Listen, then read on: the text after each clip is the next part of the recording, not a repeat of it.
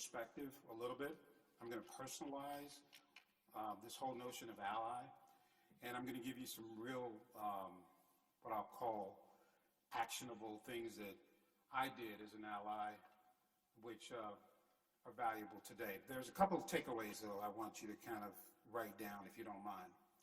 One, this is all based upon the notion that you must have a consistent message. Two, you've got to create a value proposition. Three, you must be purposeful in developing your own success. Number four, you must learn from those who actually know. Okay? Now, let me give you a quick background on myself. Prior to 2001, I had been a very successful, what you'd call executive. I've worked from Pepsi to Coke to working with Wendy at Major League Baseball. I've been vice president of sales at Churchill Downs. So I've seen a lot, okay? And I was chasing things. My last big job probably was general sales manager for Clear Channel in Chicago. And it required me to travel from Louisville, Kentucky to Chicago every week. I'd spend the entire week up there, and I was doing that for all of 2006. And I'll never forget, on one of my return trips home, my son, who at that time was 5 years old, said, "Dad, I don't want you to go back to Chicago again." And I said, "Well, little partner, Dad makes some pretty good money, right?" And he sat there for a moment, and then he said, "I've got an idea." I said, "What's that?" He said, "You can go work at the ice cream parlor. That'll be a lot of fun."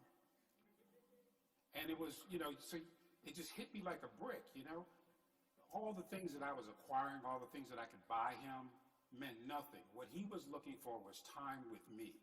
And so at that particular time, I made the decision, talked to my wife, finished out 2016, and then starting in 2017, I actually started as an adjunct professor at the University of Louisville, teaching sports marketing,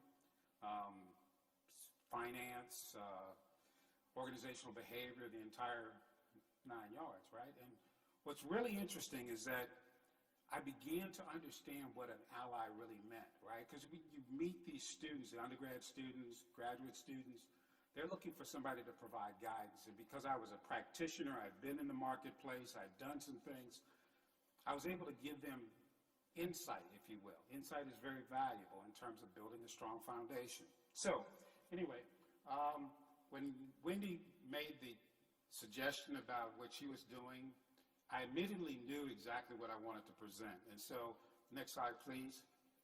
This whole notion of being an ally, right? Those words are action words, okay? Invokes, defines. You got to have the right mindset, right? You've got to drive for results, accountability. And you've got to be committed for change, right? These are all the things that you've heard the previous presenters talk about. But what really an ally is all about is really taking that treasure to create value by the use of your time and your talent and your treasures. Next slide, please.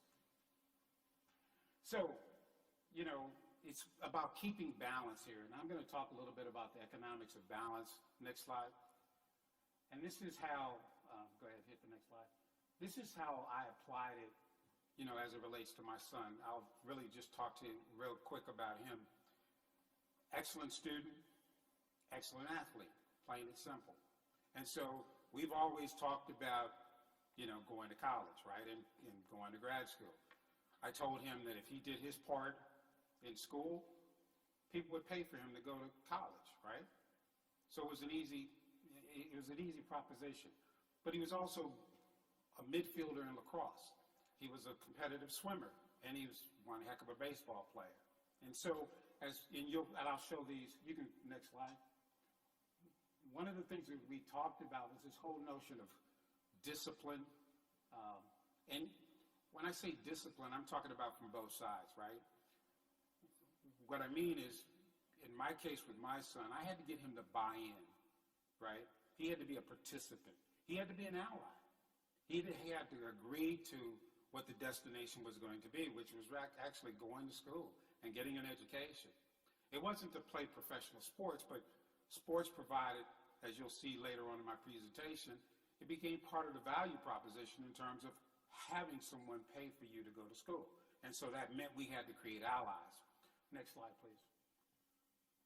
So, you can look at being an ally either from a top-down perspective or a bottom-up perspective. What I'm going to talk about is a little bit of both, okay? So when you hit that next slide, you'll see that, initially it became from a family, individual perspective, right? I'm trying to do what I can do to make the best and provide the best opportunities for my son, right? Using education as the baseline, okay? Next slide. So the whole notion of balancing now comes down to education and extracurricular activities. And remember, how many sports did I say he was good in? 3, right? But now when you start looking at opportunities for somebody to pay, the first 2 sports, lacrosse and swimming, those are not high-valued sports when it comes to college, right? When you talk about college, you're talking about basketball, football. Those are the revenue sports, right? Okay. So we had to kind of think and use data, okay, and evaluation of that data in order to kind of make some real sound decisions as we talked about college. Next slide. So initially, go ahead and hit it again. So we had to figure out in both cases, time was an issue. Time could be our friend, time could be our enemy, right? There's 24 hours in a day. You can't buy any more time. So the discipline of how you use your time became extremely important. And I had to make sure that I built allies around me, right, who stayed on message point with my son, in his conversations with them, so that I didn't have people pulling him in a different direction. Next slide. In both cases, performance and his buy-in was critical. Next slide. So when you talk about enhanced performance on the education side, everything up there he was involved in. And I spent a lot of money, whether it was Kumon, Sylvan, or Khan Academy, the whole 9 yards. So as much money as I'm investing in sports, I'm investing more money into education, because I was paying for private school, $23,000. Well, you didn't need to know that, but yes, $23,000 a year, because what you're trying to do is you're trying to provide them the best platform for success, right? But you have to reinforce that. And I'll tell you how I reinforce that. Next slide. But then when it came to extracurricular activities, well, nothing is free. So every one of these things that you see up here is involved with baseball, okay? In the middle there, everything from USA Baseball to the Urban Youth Academy in New Orleans, PBR. You probably say, what is PBR? It's not pro bull riding. It's prep baseball report, right? And then also Perfect Game. And I didn't wear my Perfect Game hat, but Perfect Game, I'll explain to you, is very expensive. Everything you see up here is not free. And fortunately, I was in a position, we were in a position, my wife and I, to actually sacrifice, right? And to make sure that he had an opportunity both from the education side and also these extracurricular activities. And I'll explain a little bit more. Next slide, please. So, we're still trying to keep everything balanced. He is a student, okay? But he's also an athlete. So one of the things we had to do is we had to kind of partner with what we call, subject matter experts, teachers, and also tutors, right? To make sure that in each one of those, whether you're talking about extracurricular activities or education, making sure that everybody is on point in terms of the subject, in terms of the outcome that we're trying to arrive at.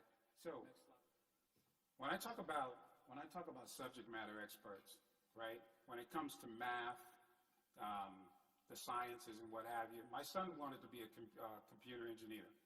So I had to spend money to make sure that we were reinforcing that. At the same time, when it came to lacrosse, swimming, baseball, I had to find the best in terms of folks who were capable of training, right? They knew they could They knew the information, but they could translate that information and they could help build the IQ. We call it the sports IQ for my son, whether it was lacrosse, swimming, or baseball. And so in both cases, you're talking about spending additional money. Next slide. Are you guys tracking with me so far? Okay, all right. You can hit the next slide. So here's what I will tell you was my revelation moment, right? Go back to 2006. My son is 5. He doesn't want me to go out of town anymore. He wants me to work at the ice cream parlor, right? So I'm sitting up and I'm going, okay. And I happen to be in the bookstore. And I saw this book, right? Hugh Price. Everybody knows Hugh Price, right? If you don't, he used to be president of the National Urban League, right? They did a lot of research and what have you. I read this book. And I was like, wow, this is a great book. What he did is said, as a parent, you've got to take control of the outcomes, meaning you've got to partner with teachers, and you've got to understand the track that these folks are putting your kids on, right? Even in private schools, there's track A, there's track B, there's track C. It starts in elementary school, and the same group of folks are kept together. You've got to understand that track and make sure that your son or your daughter is on the right track, right?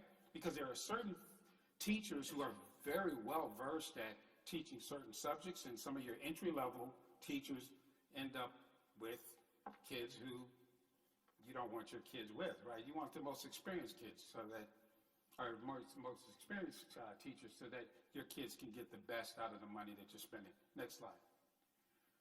And not call these subject matter experts. I read this book here. You guys know this guy, right? But one of the things he talks about is genius, right? And what makes people stand out. And he came up with this thing, the 10,000 hour rule, right? And so when you go back and look at the commitment, whether it's on the educational side or on the extracurricular side, right? The more you practice, the more you become very well versed at math, science, or in my son's case, being a pitcher. Now coming in high school, he was a two-way pitcher. And I'm going to get into a little bit, not two-way pitcher. Thanks for looking at me, Dr. Simmons. Yeah, he was a two-way player. He was a pitcher and he was a skilled player. He's like a two-way pitcher. Which way? Yeah, two-way? Yeah. Go to the next slide. This guy, the next slide, please. This is one of the comments that Malcolm says. He says, practice isn't the thing you do once you're good. It's the thing that you do that makes you good, okay? And that's one of the things that we tried to drive home, with our son the entire time. And that's when I talk about talk track, as parents, as allies for your kids, you got to be consistent with that talk track, regardless of the age. We never talked to our son in baby talk, if you will. We spoke to him in, kind of appropriate adult language, just because he's going to eventually have to deal with adults. Next slide, please. This guy opened my eyes. Sean Harper. Sean, I knew about Sean when I was teaching at the University of Louisville. Sean was at Penn at that time. Now Sean is at Southern Cal. Right before the NCAA Final Four, he would drop a research paper. I'm going to quote a few things out of here, but Sean was all about making sure that student athletes, specifically African-American student athletes, finished with degrees, right? Or finished with training that provided them, how am I doing on time? Am I okay? Okay. Made sure that they finished with skills that allowed them to actually participate in the real world. How many of you, by a show of hands, know of someone who was a star athlete, played college? Well, isn't he running for senator now? Oh, no, I'm sorry. My bad. But that's not fair. Oh, wow, that's cold-blooded. But you can see, and you see on a regular basis, how athletes are not prepared in some cases, especially when you talk about African-American athletes. They're not really prepared to deal with the entire, the real world, because they've been catered to their entire career, and when their career is over at 25, 26, then they have to deal with what we've all dealt with all of our adult years. Next one. But Sean is really good, and so Sean talks about down here You know, it's good that athletics is there for young men and young women of color and those that are not to have the opportunity to go to school. But what's really critical is that they graduate, right? And so, you know, we took a deep dive and looked at like the SEC, right? If you want to play football, how many guys in here play football? How many guys follow college football? Okay, there you go. If you're going to play college football, what conference do you play in? The SEC. And if, believe it or not, Sean did an analysis, the SEC is the worst when it comes to college graduation, especially for African Americans, okay? The key piece down here is this last point. Only Northwestern graduated black male student athletes at a rate higher and equal to overall students, and I'll show you what that looks like. Next slide. Here's the list. Northwestern, number one in terms of graduating student athletes, black males, okay? So this is where we're starting, my son and I, right? We took the top 5, okay? Vanderbilt made my son an offer. Duke made my son an offer. We did not go with either one of those because, and I'll tell you later, it became part of this whole value proposition. Next slide. I think the biggest takeaway here is when you look at black athletes and regular students, you can see, like Syracuse, black athletes, graduation rate 42%, regular students 81%, right? So when you start looking through these numbers, you begin to say, you know, are some of these just outliers, or will your son or daughter be an outlier, or will they fall within these categories, right? Next slide, please. This is actually comparing the different conferences. So you look at the Big 12, right? And you look and you say, okay, let me just see the overall graduation rate of black students. We got 80% here, and that's University of Texas. But if you're an athlete, it's 43. Next slide. Pac-12, Stanford. Oh, we like that one. He surely did love that one. Black graduation rate, 95%. 89% for athletes. Next slide. Oh, Southeastern Conference. Yeah, well, it speaks for itself. Next slide. Now, you know, you can see what it costs even after financial aid. And this became a situation where we had to kind of balance the economics, right? Especially when it came to baseball, right? Because what you'll see in the next couple of slides is baseball is different than football. Baseball actually, Wendy, goes back to the time before free agency. It's almost like the reserve clause. You sign a deal, it's 1 year guaranteed scholarship. The next year, that coach can take money from you in order to build talent, right? So you've got to be able to pay the difference here. And I was talking to several people this morning. You know, at an undergraduate level, Dr. Simmons, you and I were talking, at an undergraduate level, you can't bury your kids or bury yourself by taking on too much debt. So Syracuse fell off the list. Next slide. Georgia Tech, Michigan, he was guaranteed to start as a freshman at Michigan, but I can't afford Michigan money. Next slide. Duke, we visited Duke twice. Okay? Just couldn't do it. Just couldn't do it. Next slide. So here's the deal. When you're talking about, you know, D1 level, you're talking about 5,400 scholarships, right? You got talented kids across the United States, right? And this is just for baseball, right? Here's an interesting thing right here is because D1, the average size of a team is 35 players. That's the travel squad. But there's only 11.7 scholarships. And you probably say, well, how in the world can you develop 11.7? What do you mean? Well, it's called equivalency, right? So I can take one scholarship and I can break it up and give it to 3 or 4 people. Now, my son's at Prairie View A&M University. And Prairie View A&M? Yeah. And so it made a lot of sense because, number one, it's a beautiful campus, right? Number two, It's led by Dr. Ruth Simmons, and if you don't know Dr. Ruth Simmons, you need to check her out because she's all about the students, right? And Prairie View came to the table. They gave us the what you call out-of-state fee waiver, which was about $10,000, and they covered food, or they covered books and tuition, right?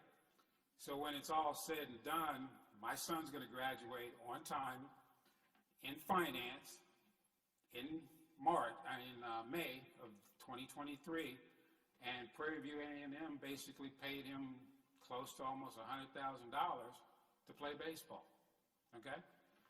And he's going to be debt-free, okay? Next slide. Next slide. Inshallah, okay? So now, what do scouts look for, okay? And this is one of the things I had to go through with my son. When you talk about a subject matter expert, I didn't know these things, right? And remember I said, you got to talk to the people who know? I had to go to resources and I had to figure all of this out, okay? And that's where we have to begin. If you take that statement and broaden it to the bigger thing that we're talking about, being allies, we have to go to people who know, right? We've got to be allies to one another. And then once we find that information, what do? We have to share it, right? That's what you were saying, Doc, you got to share, right? This is everything it took, you know, if you wanted to be a D1 player. Now, here's the thing. My son was only going to go to D1 schools. After me spending all of that money that I just told you about, he wasn't going to D2, he wasn't going to JUCOs, okay? And the reason he wasn't going to do that because baseball was not, or sports in a broader sense, was not the reason he was going to school. It was just another way that we were going to balance the finances. Does that make sense? All right, let's go to the next page. Now, you see all of this? This is what you call the money I spent having him trained. This is September 2017 to September 2018. He grew an inch, he put on some weight, his mound velocity went from 81 to 88, okay? And some of these other things are important, but not as important. Next slide. So, we come up and it's December 2008, okay? Or 2018. We hadn't gotten any calls from anybody. We were going to do one more showcase, and that was the Perfect Game Showcase. It was the World Showcase in Tampa in January of 2019. And we're sitting around, and he's like, Dad, I don't have any offers. This is what you call a baseball resume, okay? We had to put this together. You know, down here at the bottom, that's his NCAA number. You've got to register. This is all the information that you saw on the previous page. And then, you know, it's kind of like an overview. What can I do for you, coach, right? And we personalize this. And I can tell you, the criteria we used was, you know, his GPA, his ACT score, right? So there was going to be no compromise in whether he'd be able to get into these schools, right? So now the question was whether or not a coach was going to be interested in what he was projected to be if he got into this particular college. So these numbers that you're talking about here, they're used as baselines for projection, given the right coaching, the right development, the right training over a 3 or 4 year period. Next slide, please. So that's the baseball resume. Now, this is my son. Yes. That's my ally. High school. And I've used the same picture because I'm waiting to get a new picture when he graduates from undergrad. And grad school, yes, September 2026. I know that to be true because he registered for grad school. He filled out the application information, but that's him. Yeah, that's our visit to Prairie View. That's him signing for Prairie View. That's his freshman game, his first freshman game he pitched, and that's the young man that is my ally, my friend, my son. Fill it all in. Next slide, please. But I'm using this as an example only to leverage and continue the conversation that you guys were having on a different level in terms of how you can be an ally. You can be an ally to yourself. You can be an ally to your family. You can be an ally to your community. And in the broader sense, we have to be allies to make things better for the next generation that comes along. And the reason I say that, and I don't have it up there, but I often tell my son is that, I do all that I do for you because you're my voice to the future that I'll never see. And so when we think that way and think of it in a broader context, we should all be allies to one another in everything that we do. Thank you so much for your time. I really appreciate it.